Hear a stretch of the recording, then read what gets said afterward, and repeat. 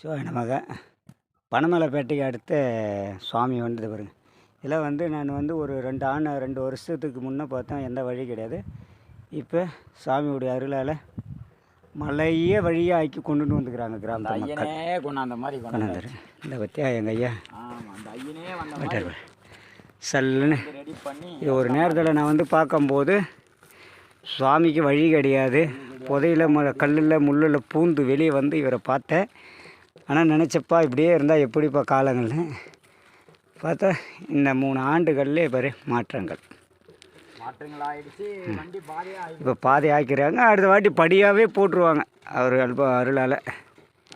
சர்வீஸ்லாம் வந்துருச்சு. லைட்டு சர்வீஸும் போட்டிருக்காங்க. லைட்டே கிடையாது, வழி கிடையாது. போயிட்டுருக்காரு பார் சுவாமி திருவருள் தான் இதெல்லாம். கண்டிப்பாக நீங்கள் வந்து ஐயாக்கிட்ட கேளுங்க, ஃபோன் பண்ணி கேளுங்க. ஒவ்வொரு இடத்துல இருக்கிற ஆலயத்துக்கு ஐயா லொக்கேஷன் போடுவார். அவர் யூடியூப் சேனலை வந்துட்டு லைக் பண்ணுங்கள். கண்டிப்பாக அதை பாருங்கள், கமெண்ட் கொடுங்க பாருங்கள். இப்போ லைட்டை கம்பமே கொண்டு வைக்கிறாங்க, ஒரு பாதையை அமைச்சு கம்பம் கொண்டு வைக்கிறாங்க. ஒரு எவ்வளோ அவருடைய அன்பு இருக்கும் பாருங்கள்.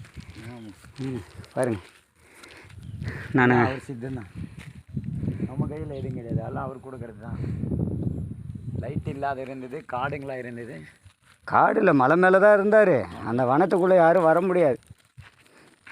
அப்படி இருந்தவர் இன்னைக்கு எந்த லெவலில் இருக்கிறாருவா, இந்த லெவலில் இருக்கிறா. மேலே ஏறிக்கிட்டு இருக்கோம். அதுதான் மூச்சு வாங்குது. மேலே ஏறிக்கிட்டு இருக்கிறோம் பாருங்கள். பனமலைப்பேட்டை அடுத்து மலை இது. அடுத்த ஐயனை இருக்கிற இடம் அவ்வளோதான். ஏன்னா இதுவும் விழுப்புரம் மாவட்டம் தான்.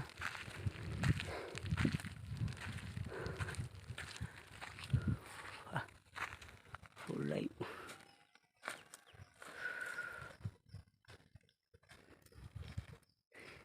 மலையேற்றங்கள்.